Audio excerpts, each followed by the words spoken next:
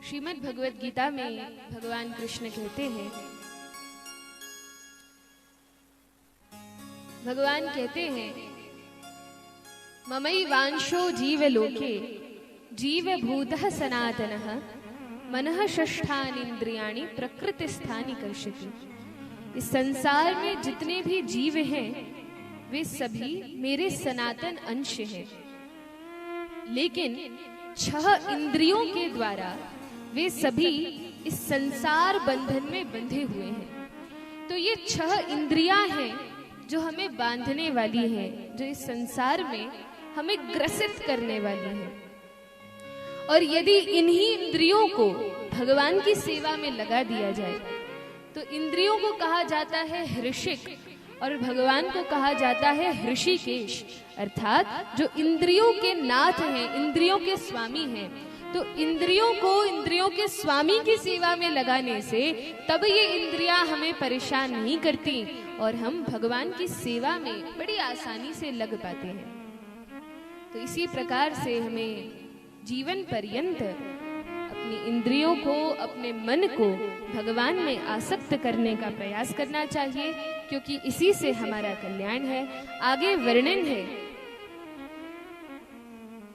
भीष्म पितामह और जितने भी अन्य वीर कुरुक्षेत्र के रणांगन में वीर गति को प्राप्त हुए थे, उन सभी को जलांजलि तिलांजलि देने के पश्चात, उन सभी का उद्धार करने के पश्चात भगवान कृष्ण अब पांडवों से पुनः विनती करते हैं कि भैया अब हमें द्वारिका जाने दीजिए, क्योंकि अब बहुत लंबा समय हो गया। कब से भगवान पांडवों के साथ हैं, भगवान सारथी बने हैं, सेवा कर रहे हैं। पहले शांति दूत बनकर गए, फिर युद्ध हुआ।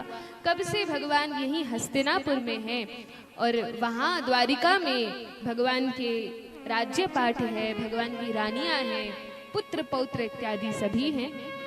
तो भगवान कहते हैं मुझे भी अपने घर जाना है।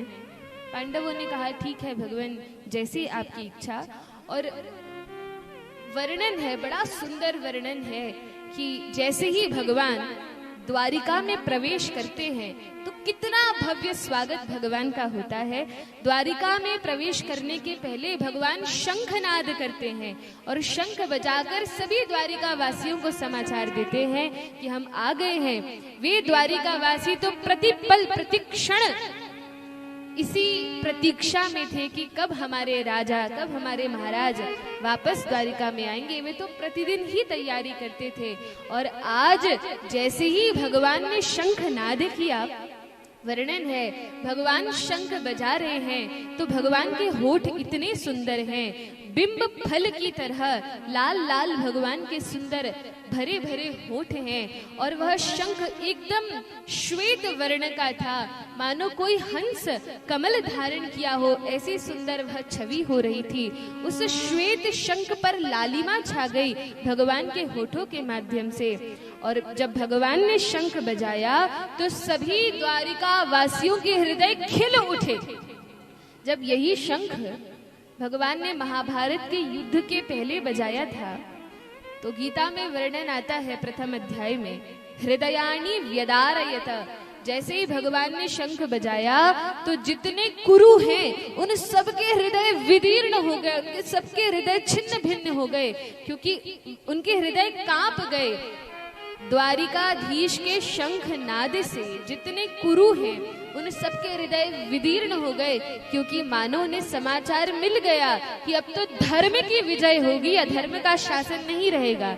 लेकिन यही पांचजन्य शंख जब भगवान ने भक्तों के मध्य में बजाया तो उनके हृदय खिल उठे।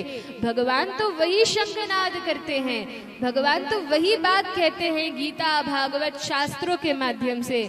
लेकिन जो असुर हैं इन शास्त्रों की बातों को सुनकर उनके हृदय संकुचित हो जाते हैं। अरे शास्त्र में ऐसा लिखा है, शास्त्र में ऐसा लिखा है, ये गलत है, वो गलत है, और तब वे इन शास्त्रों को फाड़कर जलाते हैं। वे मूर्ख हैं। लेकिन भगवान के जो भक्त होते हैं भगवान की वाणी सुनकर उनके हृदय खिल उठते हैं और वे इनका पालन करने के लिए तत्पर हो जाते हैं। बोलिए वृंदावन बिहारी लाल की जय। भगवान का बड़ा भारी स्वागत द्वारिका में होता है।